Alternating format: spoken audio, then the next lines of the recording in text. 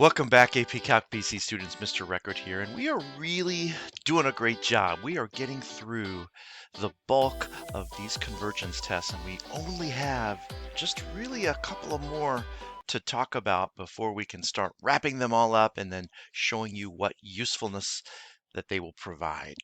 And in this particular topic, 10.7, we're going to analyze a unique kind of series called an alternating series with this alternating series test. So let's first of all talk about what an alternating series is. Well, it's not a brand new idea to you because we have talked a little bit about them, but we didn't really put them under the microscope as much as we are going to today. But up until now, pretty much most of the series that you've discussed all had positive terms. Well, from this point on, we're going to study series that might contain both positive and negative terms, which definitely throws a little bit of a monkey wrench. The simplest of these is called an alternating series.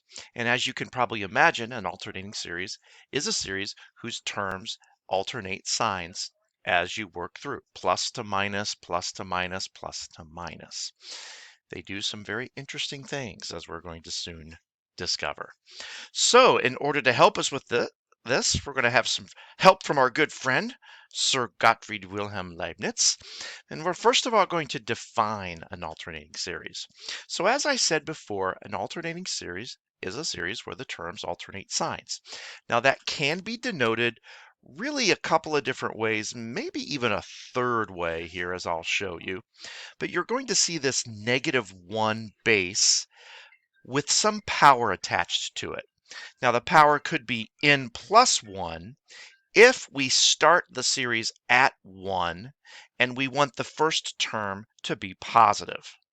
Now if by some chance we wanted that first term to be a negative, then we would only need to raise that -1 to the nth power, because -1 to the first would be -1. Now for whatever it's worth, this n plus 1 could also be n minus 1, as long as n started at 1, and it still works. You'll probably see it more likely as an n plus 1, but I wanted to throw the n minus 1 at you just in case. To further complicate things, it's also possible that the series could start with 0.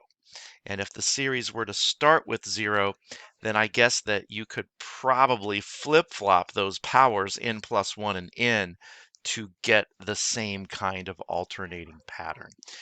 Just double check where your index starts, verify that your power is the way it should be in order to produce the correct pattern that you want.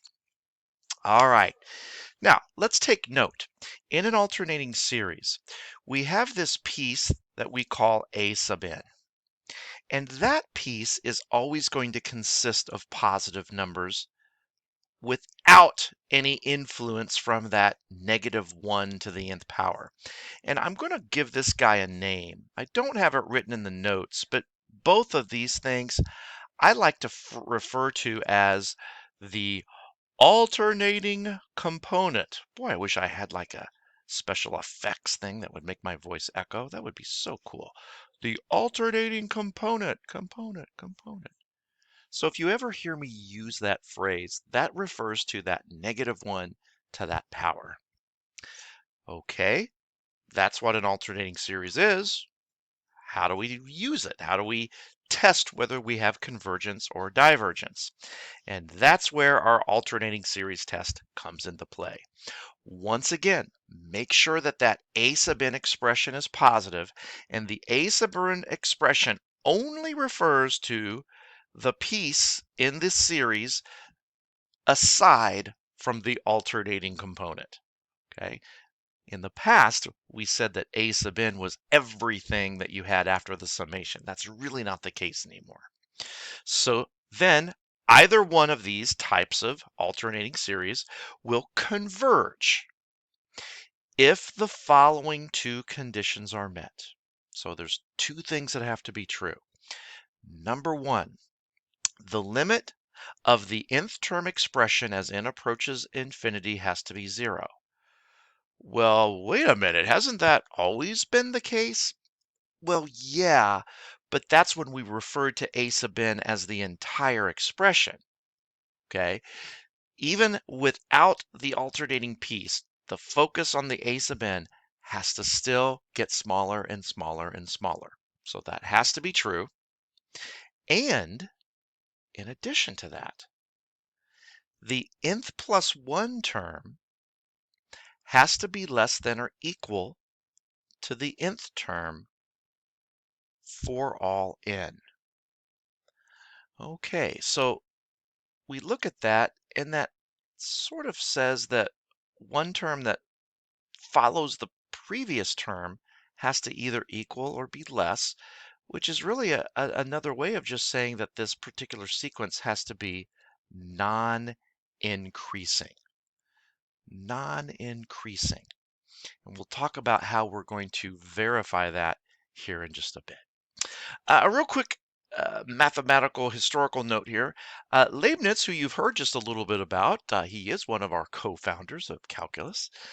He was a German mathematician, a philosopher, and he was credited as one of the main discoverers of calculus independent of Isaac Newton.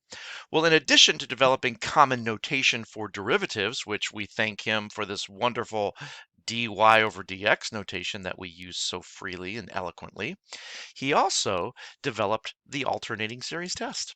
And this test sometimes is called the Leibniz test or the Leibniz criterion.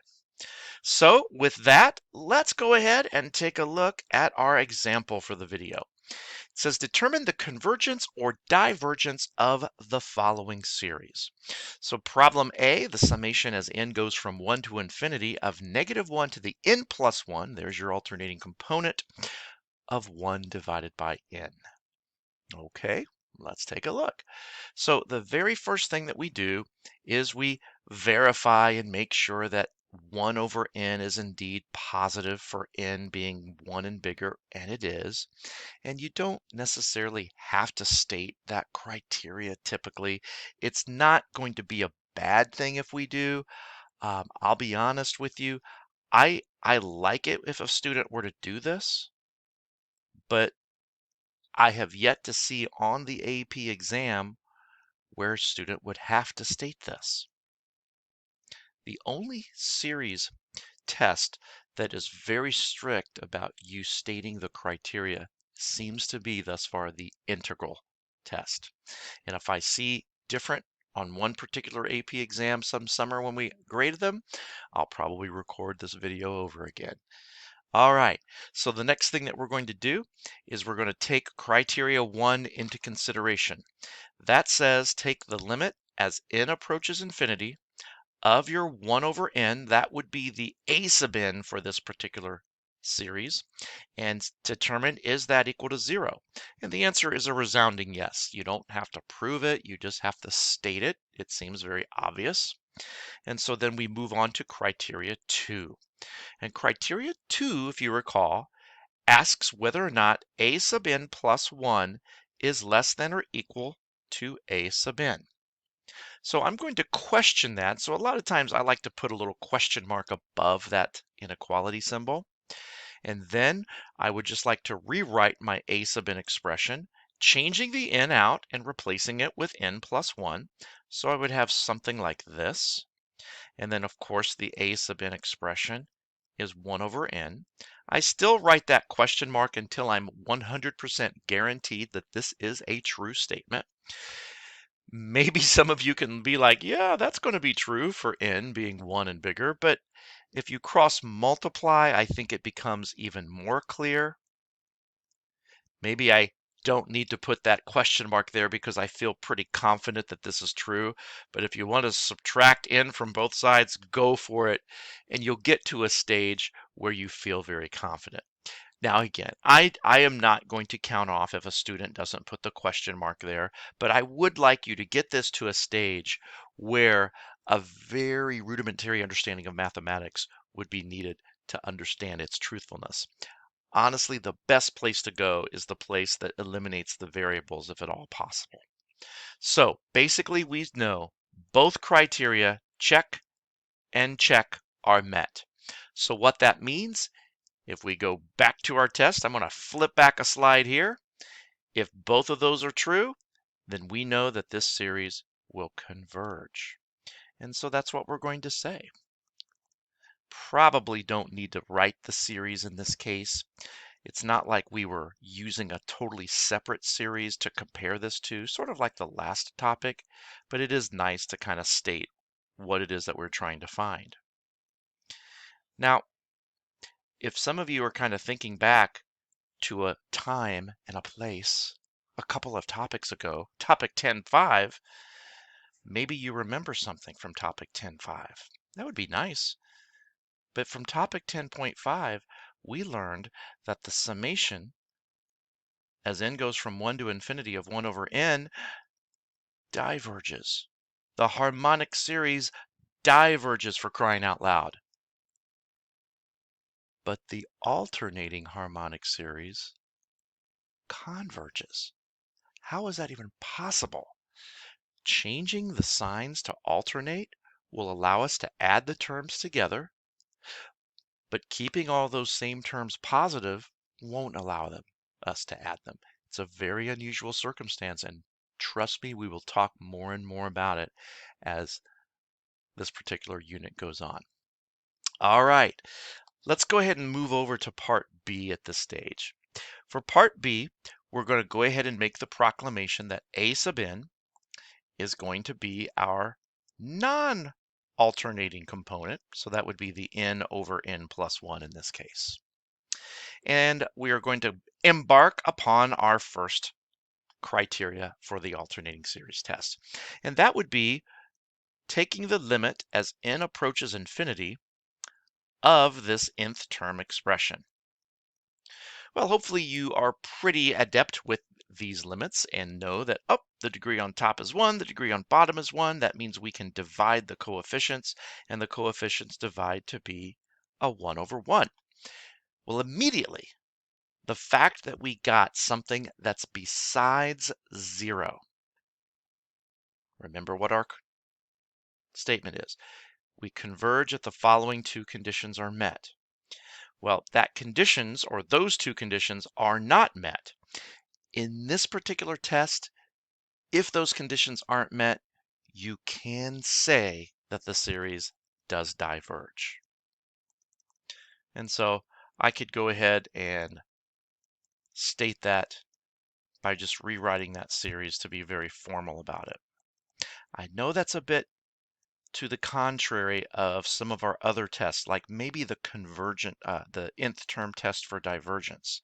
You could not assume convergence if that criteria for that particular test wasn't met. Think back to, that was all the way back to topic 10.3. But in this case, you can. Now, all of this is going to get polished up a little bit when you move a little bit farther in to topic 10.9. We're going to talk a little bit more about alternating series and how there's a situation where there are two different kinds of convergence, a conditional versus an absolute.